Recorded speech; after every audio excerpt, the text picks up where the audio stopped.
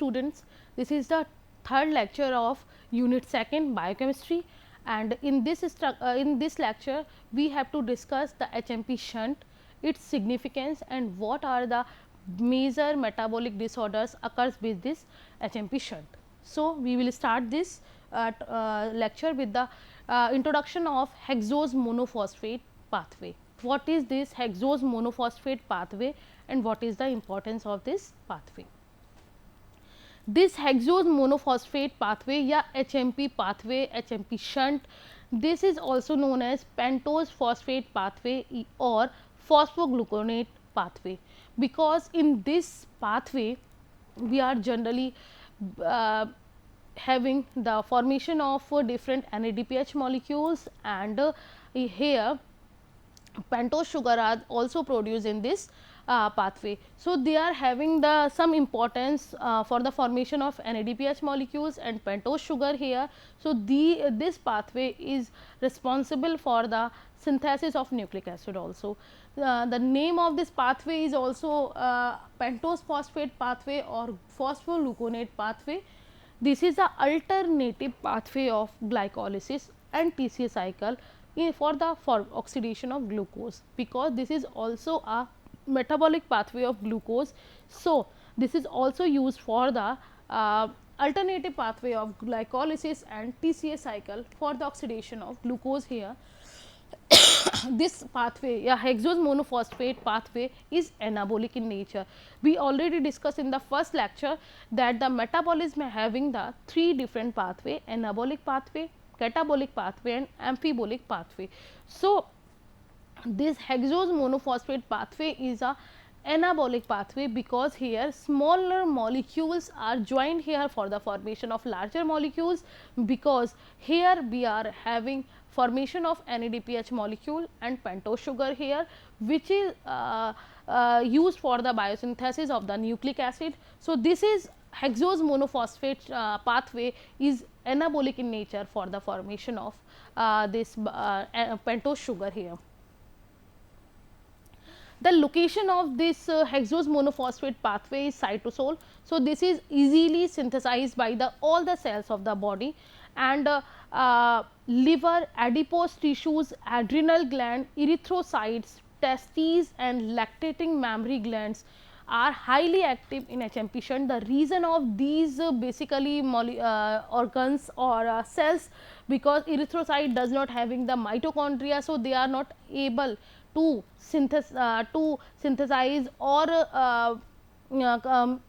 processing the TCA cycle or tricarboxylic acid cycle, because they are not having mitochondria. So, they can get their energy or ATPs from the HMP shunt. Liver, adipose tissues, adrenal glands, testes, lactating mammary glands, because they all needs high amount of energy for their functioning. So, they basically depend on the HMP pathway for the formation of ATPs. So, tissues, those tissues which are basically involved in the synthesis or biosynthesis of the fatty acids and the steroids, which are basically dependent on the supply of the NADPH, because there is production or biosynthesis of steroids needs a large amount of energy. So, this large amount of energy required here, which is coming from this HMP shunt, because this HMP shunt occurs or localized in the cytosol, and this is also benefit for all the cells which are having the mitochondria or having not mitochondria. So, this is very important for all the cells which are not having mitochondria. This HMP shunt basically having two phase. First one is oxidative phase, the second one is non-oxidative phase. This non-oxidative phase and oxidative phase combinedly form HMP shunt. So, in the first step we have to first discuss this oxidative phase. So, this oxidative phase basically having the three step here, the 3 or 4 step here, which are basically responsible for the जो metabolic disorders occurs due to this HMP shunt. So, the first step is when glucose 6 phosphate, glucose is converted into the glucose 6 phosphate, and this glucose 6 phosphate from glycolysis is used here. So, this glucose 6 phosphate is converted into the glucose 6 phosphoglucuronolactone here with the help of or catalyzed by the glucose 6 phosphate dehydrogenase enzyme. This is a very crucial enzyme, very important enzyme, because it is basically responsible for the G6 phosphate dehydrogenase enzyme deficiency. So, this is the rate limiting step of this oxidative phase, because due to the deficiency or lowest production of this enzyme, there are so many diseases occurs in the body, which we have discussed in the latter of this lecture. So, the first step of this oxidative phase is glucose 6 phosphate, which is coming from the glycolysis, is converted into the 6 phosphoglucuronolactone here, and by the catalysis of glucose 6 phosphate dehydrogenase enzyme, here production of one NADPH molecule in the first step, and here one water molecule is used in this reaction, and glucuronolactonase is the enzyme which is used for the catalysis of this reaction. So, this glucuronolactonase enzyme is catalyze this reaction and form it and produce 6 phosphogluconate intermediate here. This 6 phosphogluconolactone is when reacted with the 6 phosphogluconate dehydrogenase enzyme, and there is formation of one another NADPH molecule. The first NADPH is produced here, the second NADPH is produced here. So, there is removal of one carbon dioxide molecule is also in this reaction, and there is formation of ribulose 5 phosphate. So, oxidative phase, that main difference between the oxidative phase and non-oxidative phase is oxidative phase is basically responsible for the formation of NADPH molecule, and the non-oxidative phase is basically responsible for the biosynthesis of ribose sugar. So, this is the main difference ki first in having the first step having the formation of NADPH molecule, and the second non-oxidative phase having the formation of ribose sugar here. So, this ribulose 5 phosphate is the starting for the formation of different pentose sugar in the non-oxidative phase. So, this ribulose 5 phosphate is coming from this oxidative phase is coming to the non-oxidative phase. So, this is clear here, 2 NADPH molecule are produced here, one water molecule used in the reaction, one carbon dioxide is released from this oxidative phase. Here the 6 glucose 6 phosphate dehydrogenase is NADPH dependent enzyme, because it is responsible for the formation of NADPH here, and this convert glucose 6 phosphate to 6 phosphogluconate, and this is hydrolyzed by the glucuronolactone hydrolase to 6 phosphoglucuronate.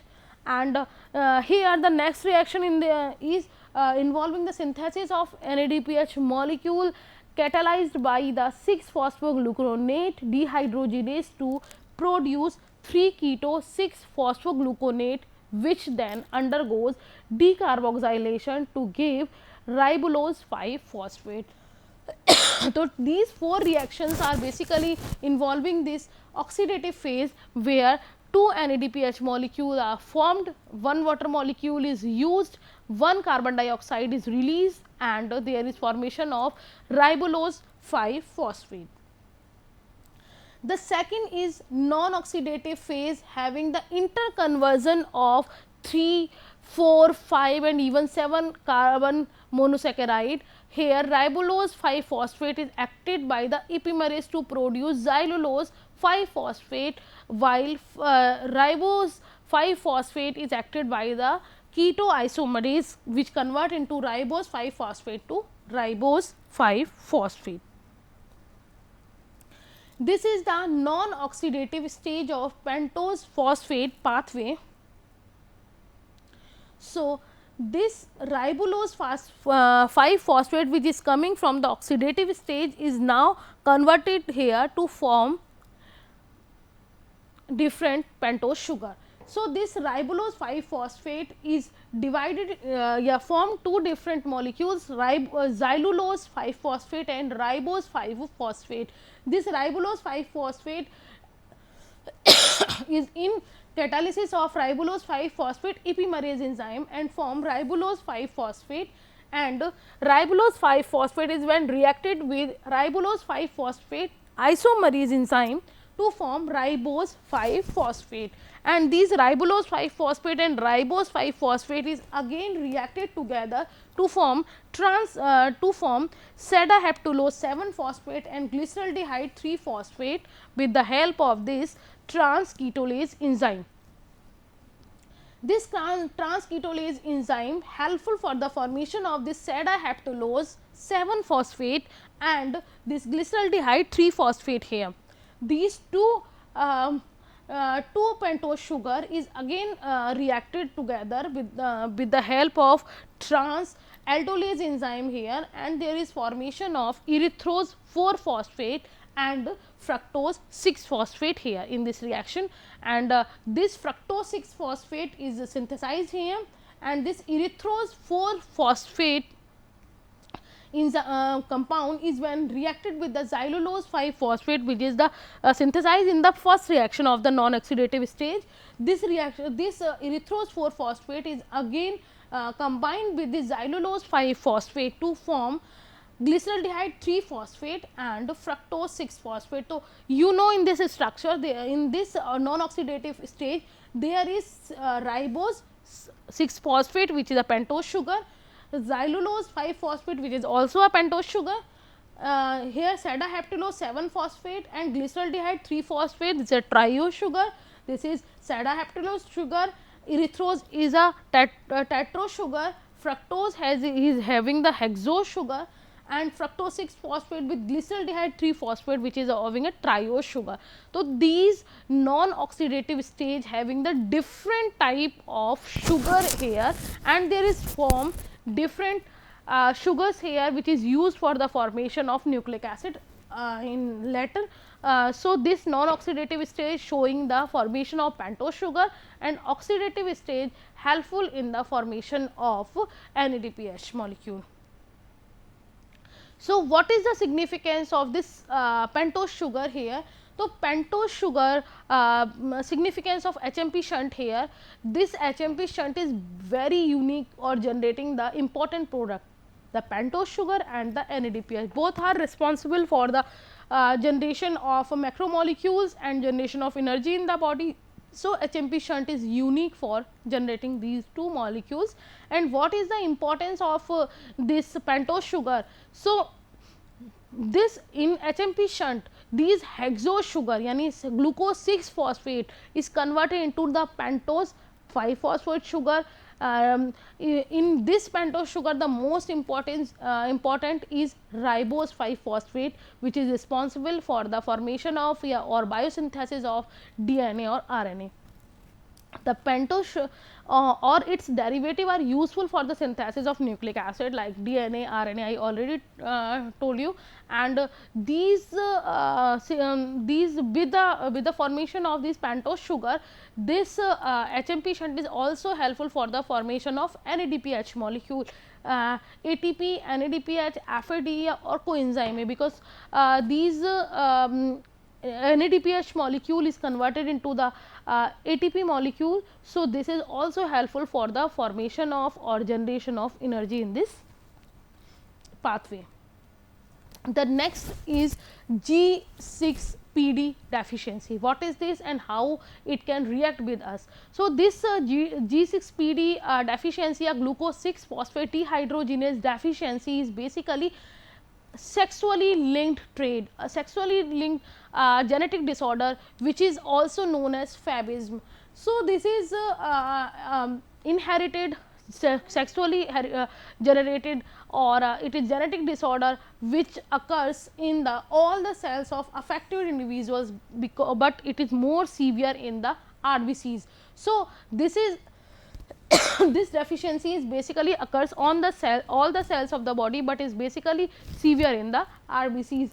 this HMP shunt is only because this erythrocyte does not having the mitochondria. So, HMP shunt is the only mean of providing energy or NADPH to the erythrocytes. That is why it cause more severity in the RBCs. So, whenever there is decreased activity of glucose 6 phosphate dehydrogenase enzyme, it impair the synthesis of NADPH. So, there is no formation of energy for erythrocytes. So, erythrocytes having the high affected from this glucose 6 phosphate dehydrogenase enzyme deficiency. So, this whenever this glucose 6 phosphate dehydrogenase enzyme is affected here, so this affect the mostly erythrocytes, and what are the main reason and what are the classification of this deficiency occurs. So, there in whenever there is glucose 6 phosphate dehydrogenase enzyme deficiency occurs in HMP shunt, they are in this results in the accumulation of methemoglobin. Whenever glucose methemoglobin is the converted form of the hemoglobin, where this methemoglobin is not able to release oxygen in the lungs or blood. So, and there is peroxide produced in the erythrocytes, which leads to the hemolysis or rupture of the RBCs. What are the clinical manifestations? There are so many clinical manifestation occurs due to this deficiency, because abnormally low level of glucose 6 phosphate dehydrogenase, which is a enzyme catalyzed reaction, because this glucose 6 phosphate dehydrogenase enzyme is basically responsible for the first step catalyst. So, whenever this first step is not occurs, there is no formation of NADPH here, there is no formation of pentose sugar. So, this is very important for the generation of energy in the red blood cells. That is why this low level of glucose 6 phosphate dehydrogenase enzyme deficiency basically responsible for the causing abnormality in the erythrocytes. It is most important human enzyme defect, because this HMP shunt is basically responsible for the giving energy to the erythrocytes, and when glucose 6 phosphate dehydrogenase enzyme is not present or its deficiency may cause hemolysis or anemia to the body. So, this is very common human enzyme defect, and all the mutations which occurs due to this glucose 6 phosphate dehydrogenase deficiency it is found basically long arm on the legs of the X chromosome in the which bind XQ228, which is responsible basically for the X chromosome. And what is the pathology? What is the pathology of this glucose 6 phosphate dehydrogenase enzyme? Because this glucose 6 phosphate dehydrogenase enzyme is the main enzyme of pentose phosphate pathway, and it converts glucose 6 phosphate into the 6 phosphogluconosig lactone, and it is the basic rate limiting enzyme of this metabolic pathway, because it is responsible for the formation of pentose sugar and NADPH molecule. So, this is this showing the rate limiting step also, and it supply reducing energy to cells by maintaining the level of reduced form of coenzyme. So, this is also this glucose 6 phosphate dehydrogenase enzyme is basically responsible for the producing energy to cells. So, that it is also helpful for the maintaining the level of reduced form of the coenzyme nicotinamide adenine dinucleotide phosphate, which is also known as NADPH. So, there is no production of NADPH, and there is causing the hemolysis and less energy production. And the NADPH is basically maintain the supply of reduced glutathione in the cells, which is used to mop up the free radicals, because this glutathione reduced glutathione is helpful for the controlling the free radicals in the body, which is released in the during metabolic processes in the body. So, this NADPH is helpful for the supply of this reduced glutathione, and when NADPH is not formed, this is not helpful for the supply of the reduced glutathione. So, there is increasing concentration of free radicals in the body. So, this pathway is the only source of reduced glutathione in erythrocytes for controlling free radicals. And what is the sign and symptoms of this glucose 6 phosphodehydrogenase deficiency?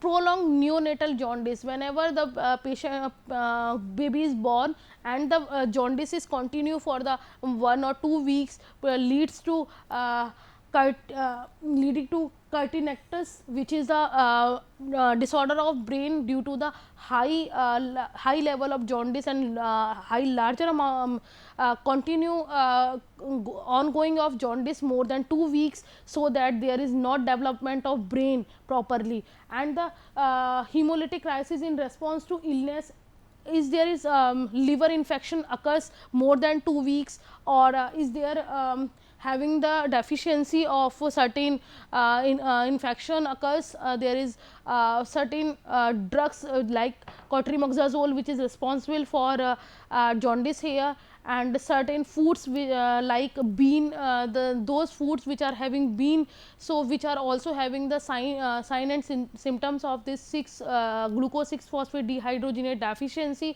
Diabetes ketoacidosis is also responsible for this deficiency also.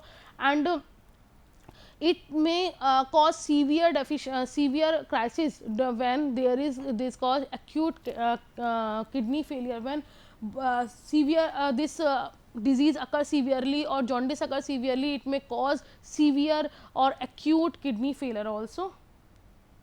And WHO classify this disease into 4 different stages or classes. The first one is severe deficiency is less than 10% activity with chronic hemolytic anemia. The second one is severe deficiency with the less than 10% activity with intermittent hemolysis. In the third one is mild deficiency, where the activity occurs with the 1 to 10% activity of the of this pathway occurs. And here hemolysis with stressors also, whenever there is patient having the stress which can cause this this pathway having the less activity. The fourth one is non deficient variant. So there is not a particular deficient variant, there is no particular no activity occurs, but having the no clinical sequences, but they are having some amount of controlling this disease, but the having the some deficiency of this glucose 6 phosphate dehydrogenase enzyme deficiency here. And these are the various drugs which are helpful for the formation of this glucose 6 phosphate dehydrogenase deficiency, because some drug interaction is also cause this disease. Basically anti-malarial drugs which can cause the hemolysis in the people, those people which are already having the glucose 6 phosphate dehydrogenase deficiency, which are taking the anti-malarial drug, can cause the disease so severe. And the second is sulfonamide. The sulfonamide drugs is when taken by the those patients which are having the glucose 6 phosphate deficiency, which is also causes the disease, the more severe condition. And the third one is some analgesics like aspirin, phenazobutazone, phenazopyridine and acetanilide. These are also helpful for the this generation of severity of this disease. So these are the basically drug interaction, these are the generally classification of WHO, and these are the basically sign and symptoms of this glucose 6 phosphate dehydrogenase enzyme deficiency, because this particular disease can cause the condition severe, because when the patient, when the newborn babies neonatal babies having the immature brain, which can cause the patient to controlling their normal condition. And this is also shows the hemolysis of erythrocyte here, and it is show the anemia to the patient. And there are continuing the liver infection occurs in patients. This is also responsible for this deficiency to be severe here. And diabetes ketoacidosis, whenever there is diabetes, patient having the diabetes and due to the ketone bodies produced in the blood and there is concentration is increased in the blood, there is blood is having the acidic condition increased. So, this diabetes ketoacidosis is also helpful for the increasing this sign and symptoms. And if this glucose 6 phosphate deficiency disease is going more than 2 weeks or more than 3 or 4 weeks, it can cause the acute kidney failure also. So, glucose 6 phosphate dehydrogenase enzyme is basically responsible for the rate limiting step in this pathway, and this is responsible for the proper functioning of this HMP shunt. This is the first enzyme which is responsible for the formation of pentose sugar and NADPH molecule. So, this is the basic step for the HMP shunt. So, these are the deficiency stage of this HMP shunt, and this is the total HMP shunt, its clinical manifestations and pathology, sign and symptoms, classification, drug interaction, and now thank you.